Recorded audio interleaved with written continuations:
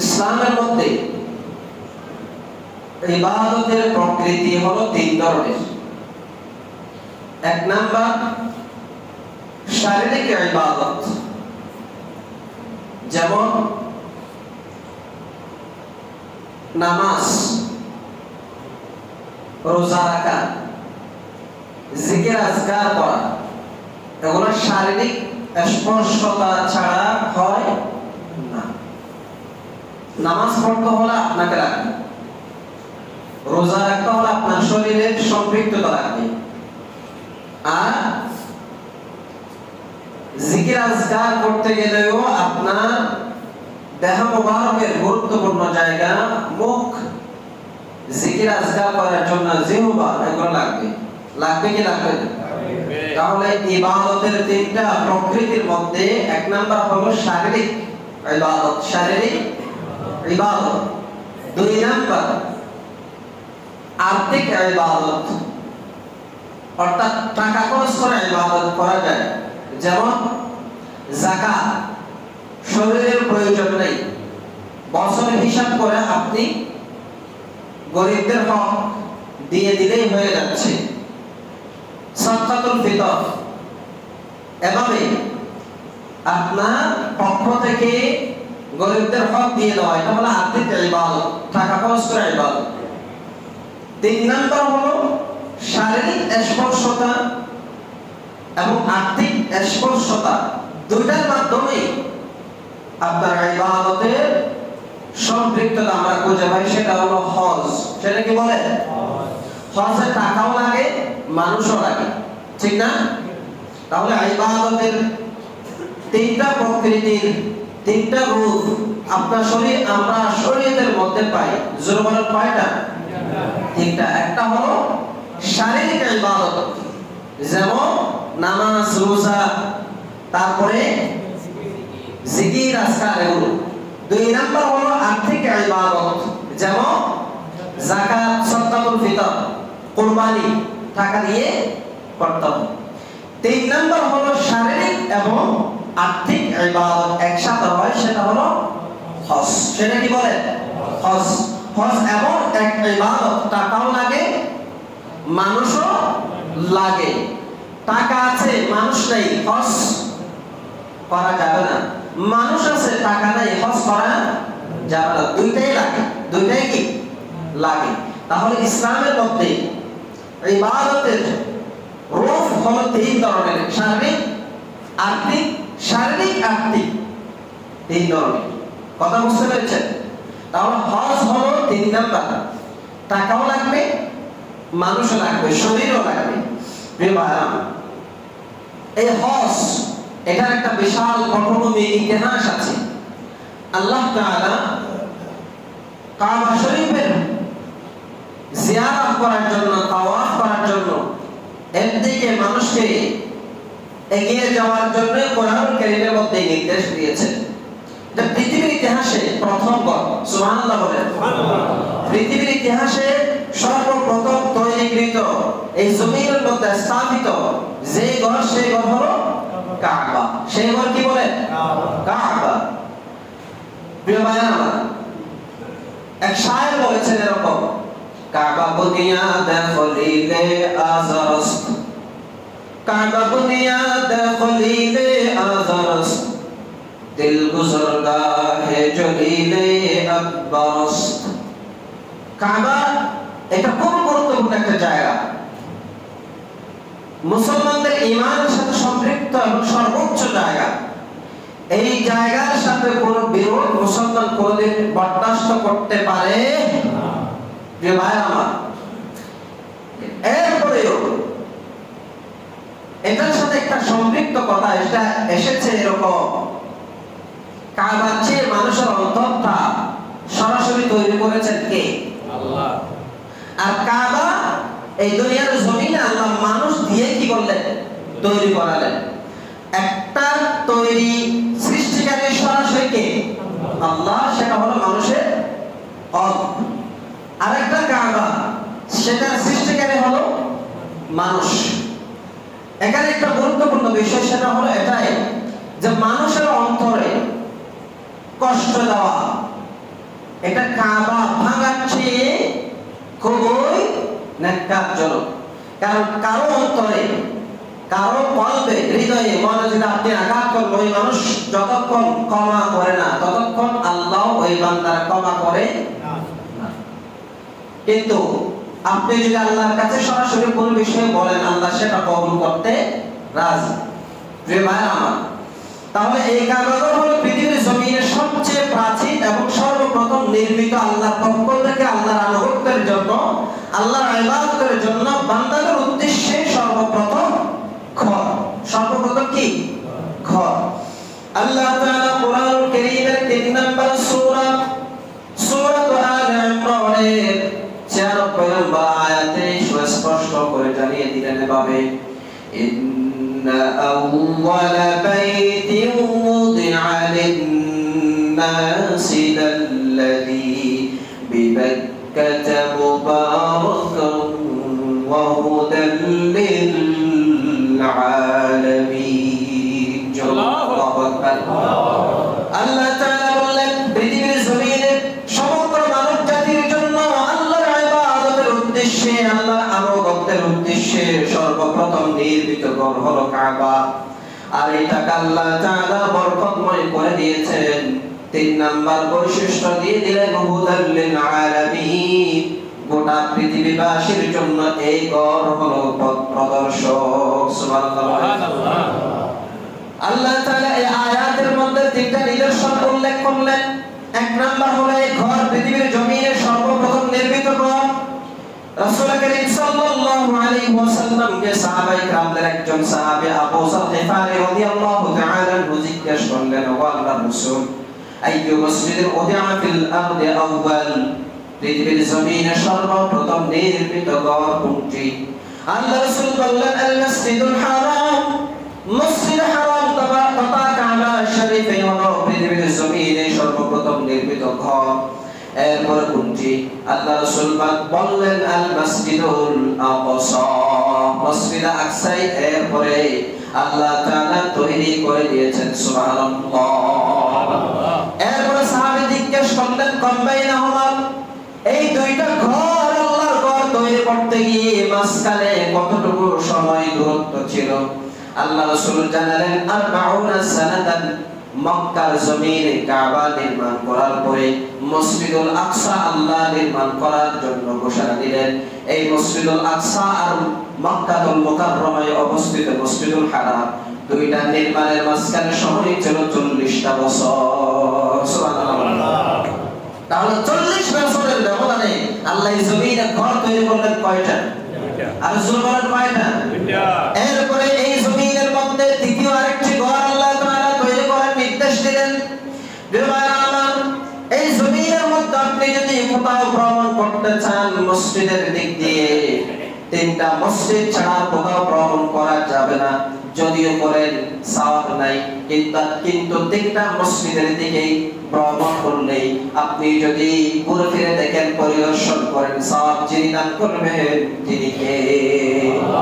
লা তুশাদ্দু রিহালা ইল্লা ইলা সালাসাতি মাসাজিদ। 3টা মসজিদ ব্যতীত পৃথিবীর জমিনে কোন মসজিদের উদ্দেশ্যে, ভ্রমণের উদ্দেশ্যে বের হওয়া যাবে না।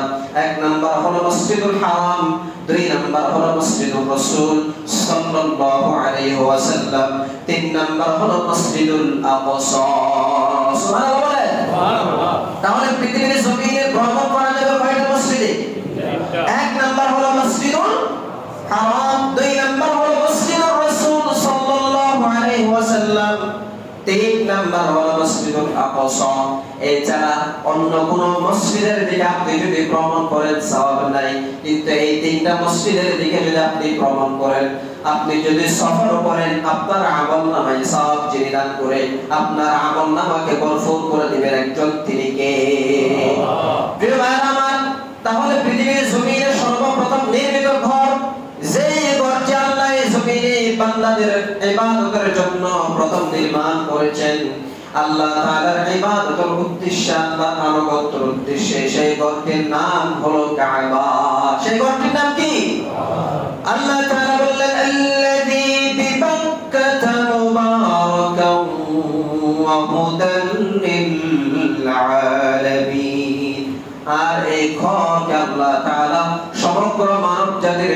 বরকতময় বানিয়ে দিয়েছে। সুবহানাল্লাহ বলেন। আর এই ঘরকে আল্লাহ তাআলা হুদাল লিল আলামিন, গোটা পৃথিবীবাসীর জন্য হেদায়েতের পথ প্রদর্শক বানিয়ে দিয়েছে। এই ঘরকে নিয়ে কত ষড়যন্ত্র হয়েছে, কত আপনার ধ্বংস করার জন্য পরিকল্পনা হয়েছে, কিন্তু এই ঘর মানুষের চোখের দিকে আঙ্গুল দিয়ে দেখিয়ে দিয়েছে এই ঘরের মালিক একজন, তিনি কে? তিনি একমাত্র এই পৃথিবীর রাজাধিরাজ। তার উপরে আর কোনো মালিক, আর কোনো ক্ষমতাবান, আর কোনো পাওয়ারফুল ম্যান আর কেউ হতে পারে না। এজন্য এই ঘরের পক্ষ থেকে সমগ্র বিশ্ববাসীর জন্য আল্লাহ তাআলা হেদায়েতের প্রদর্শকের নির্দেশনা দিয়ে দিয়েছেন। সুবহানাল্লাহ বলেন। তাহলে এই ঘর গোটা মানব জাতির জন্য হেদায়েত।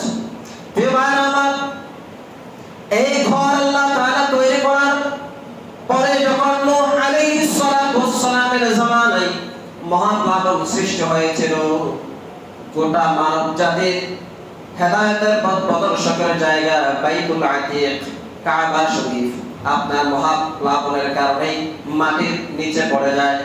আল্লাহ তাআলা আবার এই মহাপ্লাবনের পরে ইব্রাহিম আলাইহিস সালাতু ওয়াস সালামকে নির্দেশ দিলেন, আমার পয়গম্বর ইব্রাহিম, গোটা পৃথিবীবাসীর জন্য আমি একটা ঘর তৈরি করলাম।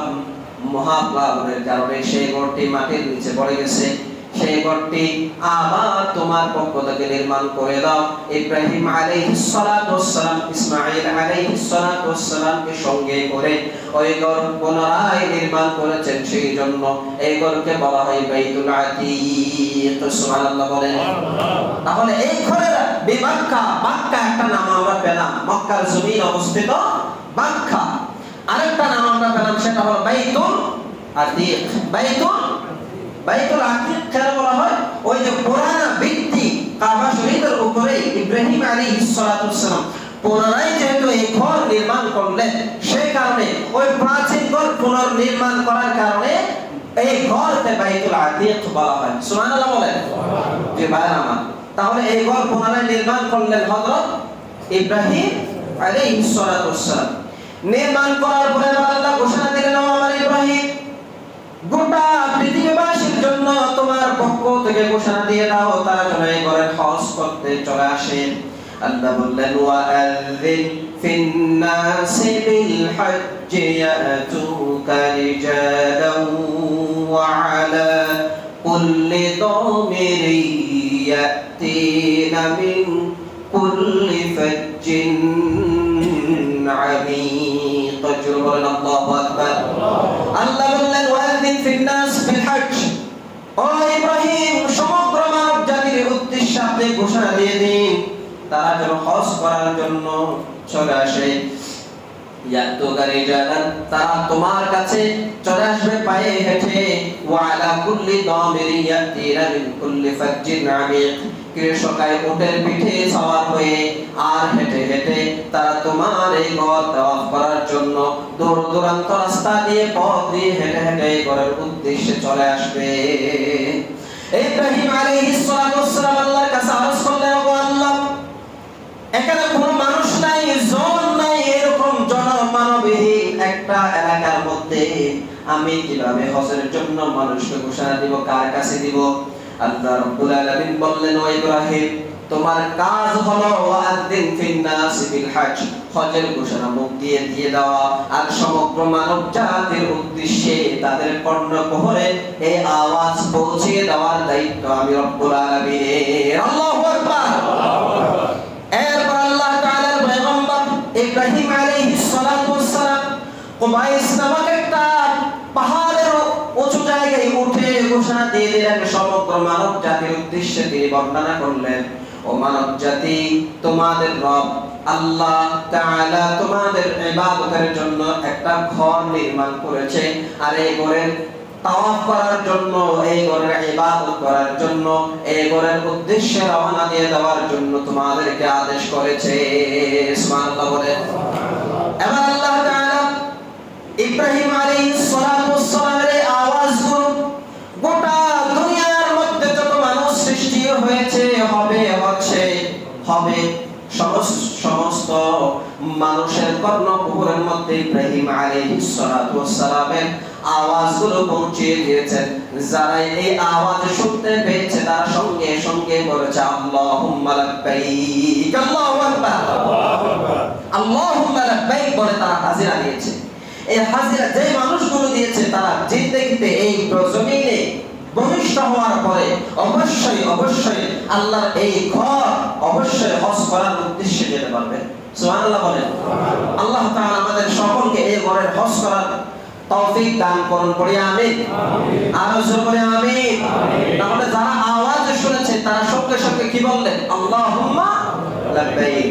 প্রিয় ভাইরা আমার, এরপর আল্লাহ তাআলা বললেন লিয়াশহাদু মানাফি'a লাহুম ওয়া ইয়াযকুরু ইসমাল্লাহি আলা মা রাযাকাহুম মিন বাহিমাতিল আন'আম فكلوا منها وأطعموا البائس الفقير। الله أكبر। আল্লাহ তাআলা স্পষ্ট করে জানিয়ে দিলেন যারা এই হজ করার উদ্দেশ্যে আসবে তারা যেন তাদের কল্যাণকর স্থানের মধ্যে পৌঁছাতে পারে। কল্যাণকর স্থান হলো কাবা, কল্যাণকর স্থান হলো মসজিদুল হারাম, কল্যাণকর স্থান হলো মাকামে ইব্রাহিম, কল্যাণকর স্থান হলো মসজিদুন নববী, কল্যাণকর স্থান হলো তাওয়াফুজ জিয়ারতের যত জায়গা আছে। আয় আল্লাহ, আল্লাহ রাব্বুল আলামিন এই জমিনে যে বান্দাগুলোর তৌফিক দিয়েছেন তারা যেন এই কল্যাণকর জায়গায় উপস্থিত হতে পারে তাদেরকে আপনি ঘোষণা দিয়ে দিন, এবং তাদের জন্য আমি রব্বুল আলামিনের পক্ষ থেকে নির্ধারিত রিজিক চতুষ্পদ জন্তুর মধ্য থেকে যে বাজেট আমি রব তাদের জন্য করলাম, এই চতুষ্পদ জন্তু জবাই করার মাধ্যমে তারা যেন তাদের রব আল্লাহর নাম উচ্চারণ করতে পারে। সুবহানাল্লাহ বলেন। ওয়া ইয়াযকুরু ইসমাল্লাহি আলা মা রাযাকাহুম মিন বাহিমাতিল আন'আম। এই চতুষ্পদ জন্তু থেকে আল্লাহ তাআলা আমাদের জন্য যা রিজিক রেখেছেন ওই রিজিক জবাই করার সময় বক্ষণ করার আগে আল্লাহর নাম যেন আমরা উচ্চারণ করতে পারি, সেই নির্দেশনা যেন তারা উপভোগ করতে পারে, তারা যেন এই করে কল্যাণকর জায়গায় উপস্থিত হতে পারে, তাদের কাছে হজের ঘোষণা দিয়ে দিন। প্রিয় ভাইরা আমার, এরপর আল্লাহ বললেন, আল্লাহ নির্দেশ দিলেন ফাকুলু মিনহা ওয়া আত'ইমুল বাইসাল ফাকির, তোমরা নিজেরাও খাও আর গরিব অসহায় যত মানুষ আছে, দরিদ্র মানুষ সকলের কাছে তোমাদের ওই জন্তু থেকে মাংসগুলো তাদের কাছেও বন্টন করো। সুবহানাল্লাহ বলেন। নিজেরাও খাও এবং গরিব দরিদ্র যারা আছে তাদের কাছেও কি করো? বন্টন করো। এই নির্দেশ দিলেন কে? আরো জোরে বলেন কে? আল্লাহ। প্রিয় ভাইরা আমার, মানাফি'a লাহুম যে শব্দটা আল্লাহ বললেন উপকার কল্যাণকর জায়গার কথা বললেন, যেই জায়গাগুলোর মধ্যে আপনি হজ করলেন তার জন্য আল্লাহ তাআলা কল্যাণ রেখেছেন, সেই জায়গাগুলোর ব্যাখ্যা দিতে গিয়ে একটা হাদিস উল্লেখ করলেন মুফাসসিরিনে কেরামগণ, মান হাজ্জা লিল্লাহি ফালাম ইয়ারফুস ওয়া লাম ইয়াফসুক রাজা'a কায়াউমিন ওয়ালাদাতহু উম্মুহু, যে ব্যক্তি হজ করার জন্য চলে গেল সেখানে কোনো ধরনের অশ্লীলতাপূর্ণ কোনো কাজ করে নাই, ফাসিকি কোনো কাজের মধ্যে লিপ্ত হয় নাই, সে ওই হজ করার পরে যখন তার নিজ গন্তব্যস্থলে ফিরে আসবে সেই জন্য তার মায়ের গর্ভ থেকে আজকে ভবিষ্য হয়েছে সেই রকম নিষ্পাপ হয়ে ওই হজ থেকে ফিরে আসে। সুবহানাল্লাহ। তাহলে হজ করার কারণে আল্লাহ তাআলা একজন মানুষকে একেবারে নিষ্পাপ বানিয়ে দেন, একেবারে বেগুনাহ মাসুম বানিয়ে দেন। সুবহানাল্লাহ বলেন। সুবহানাল্লাহ। এইরকম হজ করার দরকার আছে না নেই? আর রাসূলুল্লাহ না আছে না নেই? যাদের সামর্থ্য আছে তারা যেন এই ঘরে হজ করতে পারে, তাওয়াফ করতে পারে, আল্লাহ তৌফিক দান করুন, পড়ি আমিন। এরপর আল্লাহ তাআলা বললেন সুম্মা লিয়াকুদু তাফাতাহুম ওয়ালইউফু নুযুরহুম ওয়ালইয়াতাওয়াফু বিল বাইতিল আতীক। আল্লাহ তাআলা বললেন তারা হজ করার পরে ইহরামের কাপড়গুলো যা আছে আর তাদের গায়ে যতগুলা অবাঞ্ছিত লোম আছে, গ্যাস আছে, পরিচ্ছন্নতা যেই বিষয়গুলো দরকার তারা যেন সেই অপরিচ্ছন্নতাগুলোকে পরিষ্কার পরিচ্ছন্ন করে ফেলে। ওয়ালিউফু নুযুরহুম, তারা যেন তাদের মানতগুলো আদায় করে ফেলে। ওয়ালিয়াতাওয়াফু বিল বাইতিল আতীক, আর এই প্রাচীন ঘর কাবা যেন তারা তাওয়াফ করে। নির্দেশ কার? আল্লাহ তাআলা বললেন সুম্মা লিয়াকুযু তাফাতাহুম। এই যে তাফাতা শব্দ আল্লাহ বললেন, এই শব্দের অর্থ হলো একজন ব্যক্তি সমস্ত হজের নিয়মগুলো পালন করার পরে সেই ইহরামের কাপড় খুলে ফেলবে, আপনার মাথা মুন্ডন করবে, হাত পায়ের নখগুলো তিনি ফেলে দিবেন, অবাঞ্ছিত যতগুলো লোম আছে সেগুলো পরিষ্কার পরিচ্ছন্নতা তিনি করবেন। এজন্য আল্লাহ নির্দেশ দিলেন সুম্মা লিয়াকুযু তাফাতাহুম, তার অপরিচ্ছন্নতা যতগুলো আছে সেগুলোকে সে পরিষ্কার করে নেবে। আর মানত করেছে এরকম কোন তাওয়াফ যদি থাকে, এরকম কোন ধরনের কুরবানি যদি থাকে, হজ যদি থাকে, উমরা যদি থাকে, সেগুলো সে পালন করবে। এরপর আল্লাহ বললেন ওয়ালিয়াতাওয়াফু বিল বাইতিল আতীক, একটা ক্রম আল্লাহ তাআলা তৈরি করে দিলেন, ধারাবাহিকতা আল্লাহ তাআলা দেখিয়ে দিলেন। এরপর তারা যেন তাদের এই প্রাচীন ঘর, মর্যাদাপূর্ণ ঘর, একচ্ছত্র একমাত্র মালিক আল্লাহর এই ঘরের জন্য তারা তাওয়াফ করে। সুবহানাল্লাহ বলেন। বাইতুল আতীক, আতীক শব্দের তিনটা অর্থ। একটা অর্থ হলো প্রাচীন, এর চেয়ে আর কোনো পুরাতন ঘর নাই। এরপরে দ্বিতীয় আরেকটা অর্থ হলো স্বাধীন, এই ঘর হলো স্বাধীন ঘর। এই ঘরের একমাত্র মালিক কে? আমাদের এই মসজিদে বিভিন্ন জন মালিক থাকতে পারে বা দাতা থাকতে পারে, কিন্তু পৃথিবীর জমিনে একটা মাত্র ঘর, যে ঘরের একচ্ছত্র মালিক আল্লাহ, আর এই ঘর হলো স্বাধীন ঘর। আতীক শব্দের একটি অর্থ এই জন্যই নেওয়া হলো যে এই ঘরের মালিক যিনি তিনি স্বাধীন, এই ঘর যিনি তৈরি করলেন তিনি স্বাধীন। এই জন্য এই স্বাধীন ঘরে তাওয়াফ করতে গিয়ে কারো কাছে কোনো ধরনের জবাবদিহিতার কোনো প্রয়োজন নাই, একমাত্র আল্লাহর এই ঘরের তাওয়াফ করো। সুবহানাল্লাহ বলেন। প্রিয় ভাইরা আমার, তাহলে এই ঘরের মালিক কে? আল্লাহ। আর জোরে বলেন না কে? আল্লাহ। সে আল্লাহর নির্দেশ হলো এই ঘরের হজ করা। হজের মাস আসতেছে সামনে, আমাদের যাদের তৌফিক আল্লাহ দিয়েছেন আমরা যেন এই হজের নিয়ত করে ফেলি। সুবহানাল্লাহ বলেন। কার উপরে হজ ফরজ জানা দরকার আছে না নেই?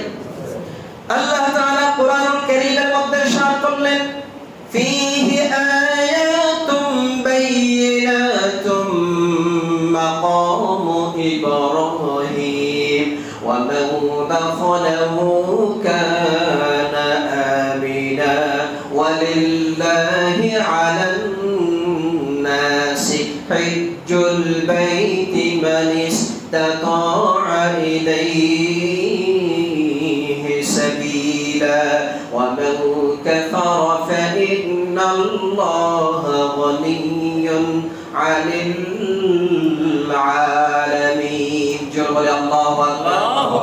আল্লাহ তাআলা বললেন ফীহি আয়াতুম বাইয়িনাতুম মাকামু ইব্রাহিম, এই জায়গার মধ্যে আমি রব্বুল আলামিনের স্পেশাল কিছু নিদর্শন আছে। সেই নিদর্শনগুলোর মধ্যে সবচেয়ে বড় স্পেশাল নিদর্শন হলো মাকামে ইব্রাহিম। সুবহানাল্লাহ বলেন। মাকামে ইব্রাহিম এটা কি? এটা হলো বিশাল একটা পাথর।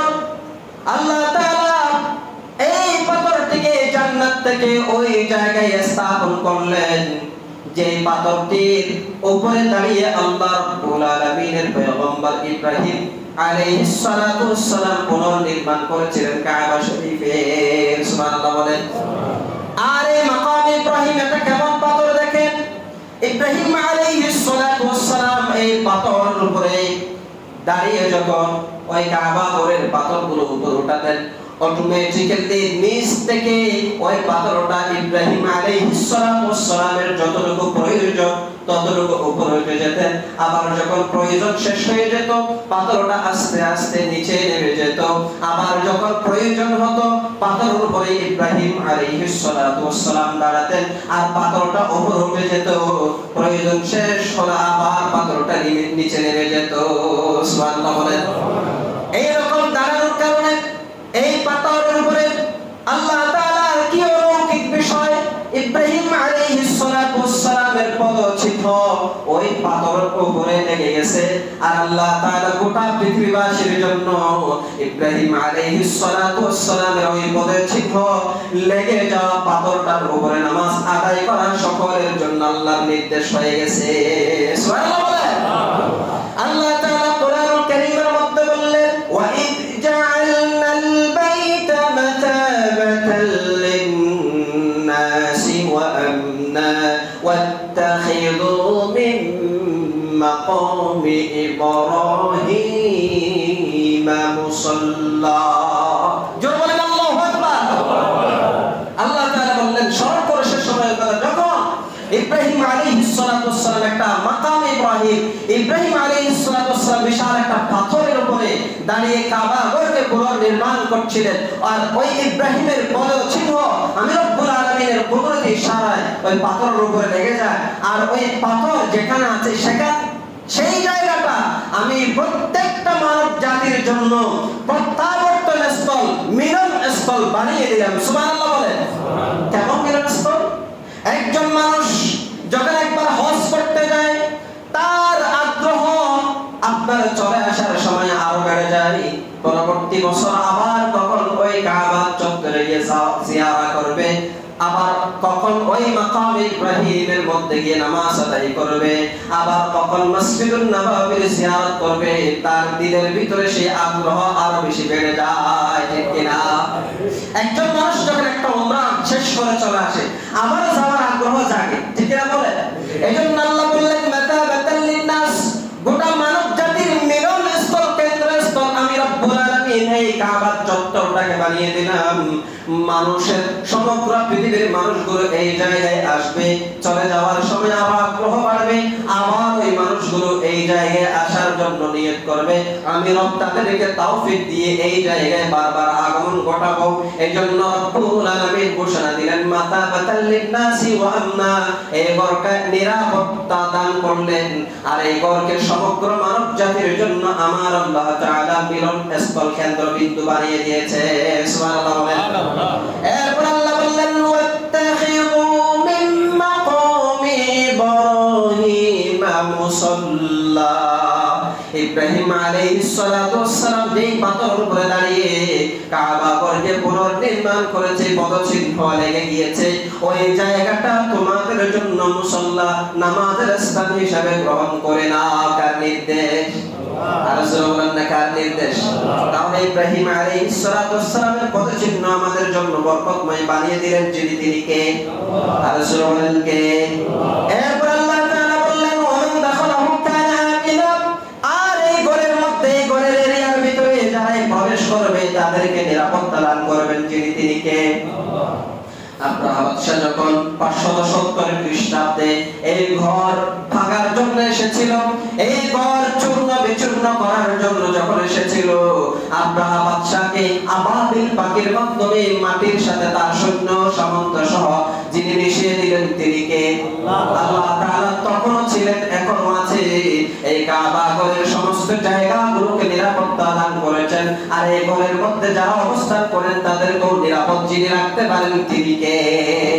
এজন্য রব্বুল আলামিন বললেন, ওয়ামান দাখালাহু কানা আমিনা।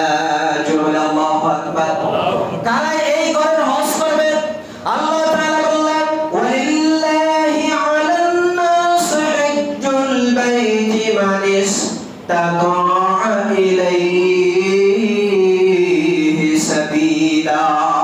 যাদের এই ঘরের হজ করার সক্ষমতা আছে, পাথেয় এবং বাহন আছে, পাথেয় আর বাহন আছে, তারাই এই ঘরের হজ করার জন্য ইচ্ছা পোষণ করবে আল্লাহর উদ্দেশ্যে।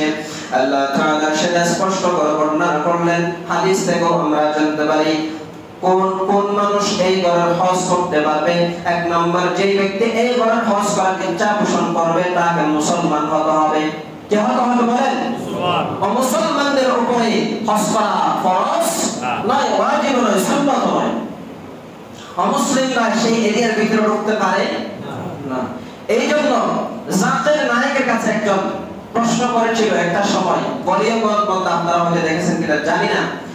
তার কাছে প্রশ্ন করলো, সমগ্র বিশ্বের মানুষ মুসলমান যারাই আছে তারাই ওই কাবার ভিতরে ঢুকতে পারে, কাবার চত্বরে যেতে পারে, হিন্দু বৌদ্ধ খ্রিস্টান যারা অমুসলিম আছে তারা ঢুকতে পারে না কেন? তখন তিনি সুন্দর করে উত্তর দিলেন যে এই জায়গায় ঢুকতে হলে একটা ভিসা লাগাতে হবে। কি লাগাতে হবে? ভিসা লাগাতে হবে। সেই ভিসার নাম হলো ঈমান। সুবহানাল্লাহ বলে। সেই ভিসার নাম কি? ঈমানের ভিসা। যিনি লাগাতে পারেন তার ওই ঘরে ঢুকতে কোনো নিষেধ নেই। প্রিয় ভাইরা আমার, তাহলে ওই ঘরকে নিরাপত্তা যিনি দান করেন তিনি কে? আল্লাহ। ওই ঘরে ঢোকার জন্য, ওই ঘরে তাওয়াফ করার জন্য, হজ করার জন্য এক নাম্বার শর্ত হলো মুসলমান হতে হবে। কি হতে হবে বলেন? দুই নম্বরে ওই ব্যক্তির অবশ্যই আপনার স্বাধীন হতে হবে। কোন গোলামের উপর হজ ফরজ নয়। গোলামের উপর কি নয়? পরাধীন যে ব্যক্তি, গোলাম যিনি, তার উপর হজ ফরজ নয়। তিন নাম্বার হলো যেই ব্যক্তি আপনার শিশু, অপ্রাপ্তবয়স্ক, তার উপর কি নয়? হজ ফরজ নয়। এখানে একটু বর্ণনা এসেছে যে হাদিসের মধ্যে পাওয়া যায় সাবাহ সিনিন, এক ব্যক্তির বয়স হলো 7 বছর, তার বাবার সাথে সে হজ করেছে। আল্লাহ রাসূলকে জিজ্ঞাসা করা হলো, শিশু এরা হজ করতে পারবে কিনা? তবে হ্যাঁ, এরা হজ করতে পারবে, মা বাবার সাথে হজে যেতে পারবে, হজ পালন করতে পারবে, তবে হজের কোনো সওয়াব পাবে না। হজের সওয়াব পাবে মা বাবা। হজের সওয়াব কারা পাবে? মা বাবা। তাদের উপরে কি নয়? হজ ফরজ নয়, তবে করতে কোনো সমস্যা নেই। এরপরে 4 নম্বরে যে গুণ লাগবে সেটা হলো আকল, অর্থাৎ জ্ঞানবান। যার আকল আছে, যার বিবেক আছে, সেই ব্যক্তির উপরে কি হজ ফরজ। পাগল কিংবা মস্তিষ্ক বিকৃত কোন ব্যক্তির উপর কি নয়? হজ ফরজ নয়। কারণ আল্লাহ তাআলা হাবিব সাল্লাল্লাহু আলাইহি ওয়াসাল্লাম বললেন, 3 শ্রেণীর মানুষ থেকে আল্লাহ কলম উঠিয়ে দিয়েছেন। কয় শ্রেণীর মানুষ বলেন? 3 শ্রেণীর মানুষ থেকে আল্লাহ কলম উঠিয়ে দিলেন। তাদের কোনো গুনাহ লেখা হয় না, সওয়াব লেখা হয় না। রুফিআল কলামু আন 3। 3 শ্রেণীর ব্যক্তি থেকে আল্লাহ কলম উঠিয়ে দিলেন। এক নাম্বার হলো আলিন নাইমি হাত্তা ইস্তাইকিযা, যেই ব্যক্তি ঘুমন্ত অবস্থায় থাকে যতক্ষণ না সে জাগ্রত হয়, তার কোনো ধরনের গুনাহ লেখা হয় না। যে অবস্থায় থাকুক না কেন, তার পর্দা মেইনটেইন না হোক, এরপরেও তার কোনো ধরনের গুনাহ লেখা হয় না। 2 নম্বরে দুই নাম্বার হলো ওই ব্যক্তি, যেই ব্যক্তি আপনার শিশু কিন্তু এখনো পর্যন্ত বালক হয় নাই, ওয়া আলিস-সাবিয়্যি হাত্তা ইয়াবলুগা, যে শিশু এখনো পর্যন্ত বালক হয় নাই, তার কোনো ধরনের গুনাহ লেখা হয় না। এরপর আল্লাহ রাসূল বললেন ওই ব্যক্তি 3 নম্বরে তার কোনো গুনাহ লেখা হয় না। ওয়া আনিল মাতুহি হাত্তা ইয়াকুলা, যার আকল বিকৃত হয়ে গেছে, বিবেক বর্জিত হয়ে গেছে, বিবেক নষ্ট হয়ে গেছে, ওই ব্যক্তির কোনো ধরনের গুনাহ কিংবা কোনো ধরনের সওয়াব লেখা হয় না। এই 3 শ্রেণীর মানুষ থেকে কলম উঠিয়ে দিলেন কে? এক নাম্বার হলো যেই ব্যক্তি ঘুমন্ত অবস্থায় আছে, যতক্ষণ জাগ্রত হবে না তার কোনো কিছু লেখা হয় না। 2 নাম্বার হলো ওই শিশু, যে যতক্ষণ পর্যন্ত আপনার সে বালক হয় না, তার কোনো গুনাহ কিংবা সওয়াব লেখা হয় না। এরপরে 3 নাম্বার হলো ওই ব্যক্তি যার আকল নষ্ট হয়ে গেছে, যার জ্ঞান ঠিক নেই, যার মস্তিষ্ক ঠিক নেই, তার কোনো ধরনের গুনাহ লেখা হয় না। তাহলে 3 শ্রেণীর ব্যক্তি থেকে কলম উঠিয়ে দিলেন, যিনি তিনি কে? আল্লাহ। এরপরে 5 নম্বরে মানসিক শারীরিক সুস্থতা রাখবে। আল্লাহ তাআলা এক ব্যক্তিকে সুস্থতা দান করলেন, কিন্তু সেই সুস্থতা থাকার পরেও আল্লাহর ঘরের হজ করে নাই এবং 5 বছর চলে গেছে। আল্লাহ রাসূল সাল্লাল্লাহু আলাইহি ওয়াসাল্লাম বললেন, লা ইয়াফিদু ইলাইয়াল মাহরুম, সে হতভাগা, বঞ্চিত, আল্লাহর আদেশ পালন করে নাই। নাউজুবিল্লাহ বলে। তাহলে সক্ষমতা আছে, সুস্থ আছে, হজ করতে হবে কার ঘরে? আল্লাহর ঘরে হজ করতে হবে। 6 নম্বরে রাস্তা নিরাপদ থাকতে হবে। 7 নম্বরে মহিলা যিনি হজ করার সক্ষমতা রাখে, তার সাথে মাহরাম থাকতে হবে। ভাই, স্বামী কিংবা বাবা কিংবা সন্তান, কাউকে তার সঙ্গে করে নিয়ে যেতে হবে। হ্যাঁ, ওই মহিলার উপর হজ ফরজ হয়ে গেছে, কিন্তু সেই যতক্ষণ পর্যন্ত তার সাথে অন্য কাউকে পাবে না, ততক্ষণ পর্যন্ত তার উপর হজ ফরজ না। এটা মাথায় রাখতে হবে। টাকা পয়সা আছে, কিন্তু সেও আছে, কিন্তু তার সাথে আরেকজন সঙ্গী, বাবা কিংবা সন্তান কিংবা স্বামী কেউ নাই, তাহলে তার উপর কি নয়? হজ ফরজ নয়। এটা আমাদের মাথায় রাখতে হবে। এই ক্ষেত্রে আমাদের সতর্কতা অবলম্বন করতে হবে। কারণ আমরা দেখি 3 দিনের বেশি কোনো মহিলা ঈমান আনার পরে, পরকালকে বিশ্বাস করার পরে কোনো জায়গায় অবস্থান করা জায়েজ নাই। 3 দিনের বেশি। এখন তো আমরা দেখি বিভিন্ন ধরনের জায়গায়, হোস্টেলে, আপনার হোটেলের মধ্যে রাতের পর রাত, দিনের পর দিন আপনার থাকতেছে, আছে না নাই? অথচ ইসলামের বিধিবিধান হলো 3 দিনের বেশি কোনো মহিলা আপনার গায়ে মাহরাম ছাড়া থাকতে পারবে কিন্তু এটা এই অবৈধ বাসস্থান আছে না এই দেশে? প্রিয় ভাই আমার, 8 নম্বরে সাংসারিক প্রয়োজন যা আছে এবং ঋণ যদি তাকে সেটাকে শোধ করে ফেলা, সাংসারিক প্রয়োজনের ব্যবস্থা করতে থাকা, এগুলো ছাড়া আপনি হজে যাওয়া সম্ভব নয়। আপনার উপর এগুলা অপূর্ণতা রেখে হজ ফরজ হয়। এরপর হজ জীবনে একবার ফরজ, কয়বার ফরজ বলে? বারবার যে যাওয়া যায়, কিন্তু জীবন কয়বার ফরজ? একবার ফরজ।